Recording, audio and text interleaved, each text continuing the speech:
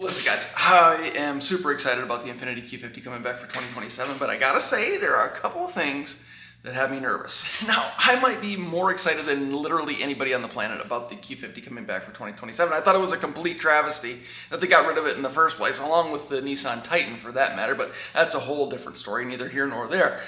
But I gotta tell you, there's a couple of things that have come out recently and a few statements that have been made that have me a bit concerned about our beloved Q50. Now the first thing, and not the most concerning part admittedly, but the first thing that I'm seeing and concerned about is that it seems like everything published up to this point now seems to be pointing in the direction of the fact that this 2027 Q50 is going to have the same 3-liter twin-turbo V6 that the previous generation Q50 and the new Z has. And that I think is a shame. It's a shame because it's a platform we've already seen for 9 or 10 years now at this point.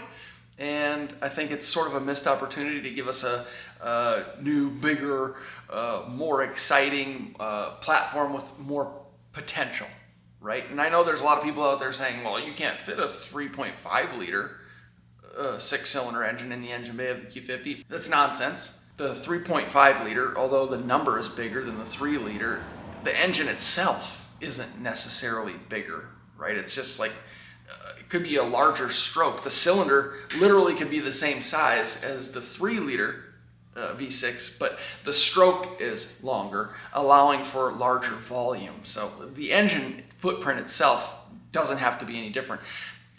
Even if that weren't the case though, and they were literally going to put a larger engine into the engine bay, this is a brand new Q50, so it's going to be redesigned. So they could redesign the engine or redesign the bay to fit this newer, larger engine. But I don't think that's the case. If they were to go with a 3.5-liter V6, it would just be a larger stroke, an engine with a larger stroke, giving more volume in the cylinders, making it 3.5 liters rather than 3.0.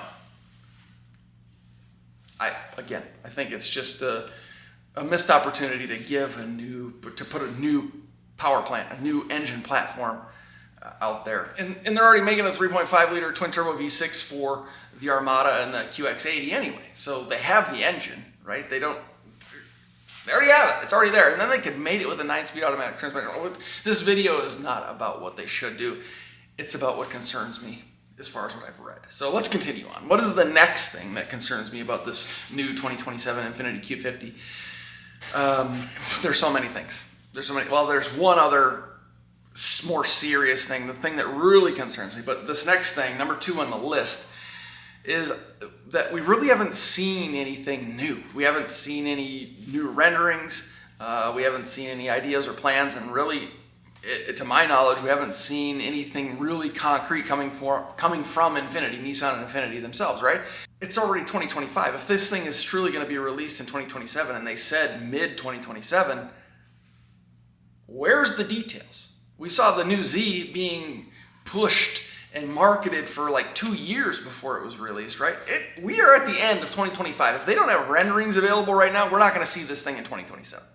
So my second concern is just purely timeline. Don't say it's going to be released mid-2027 and have us thinking that and then not release it until 2028 or never.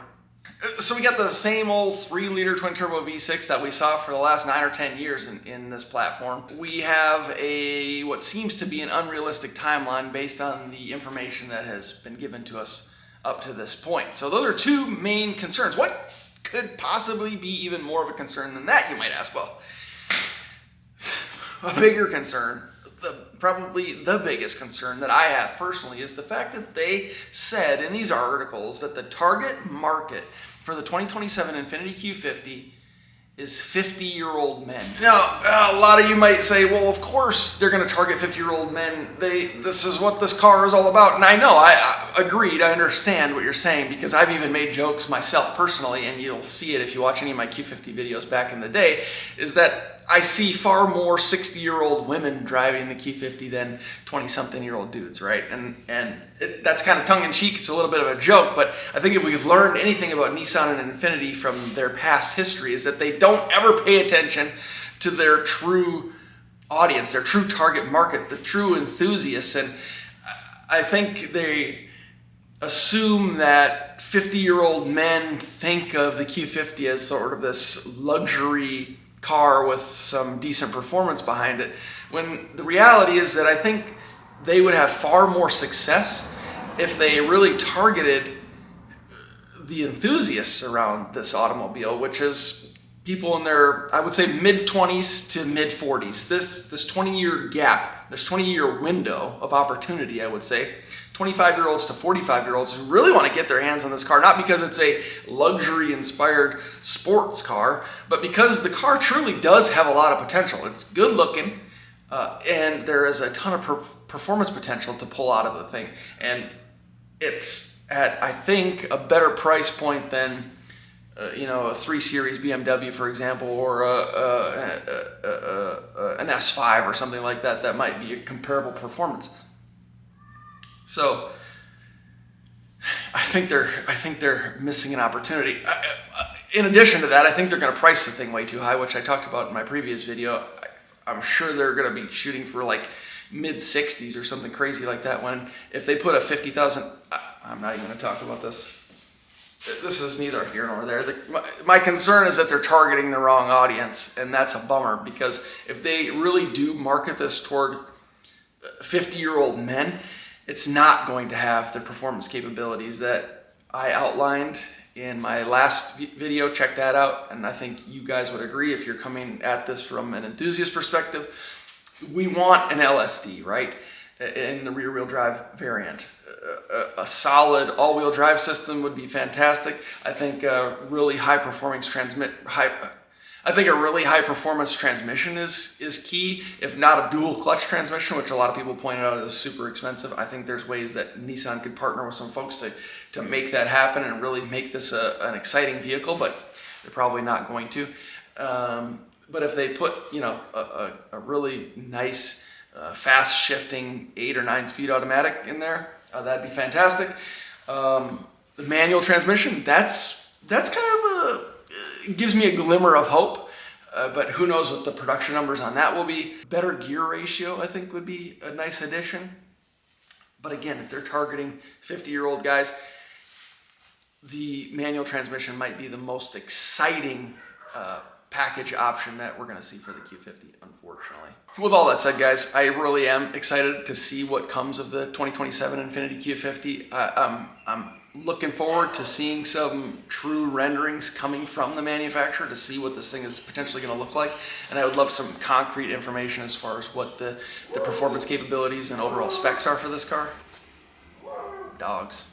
I'd be remiss, though, if I didn't mention a couple of the concerns I have around this 2027 Infiniti Q50. Those, of course, again, being the fact that it looks like we're going with the 3-liter twin-turbo V6 rather than the new and exciting 3.5-liter V6 that we're putting in the Armada and the QX80. The second concern being the fact that we don't have any renderings or substantial amounts of information around a vehicle that's supposedly going to be released in about a year and a half or so. So that makes me feel like this timeline is unreasonable, and which ultimately makes me feel like this car probably isn't even going to happen.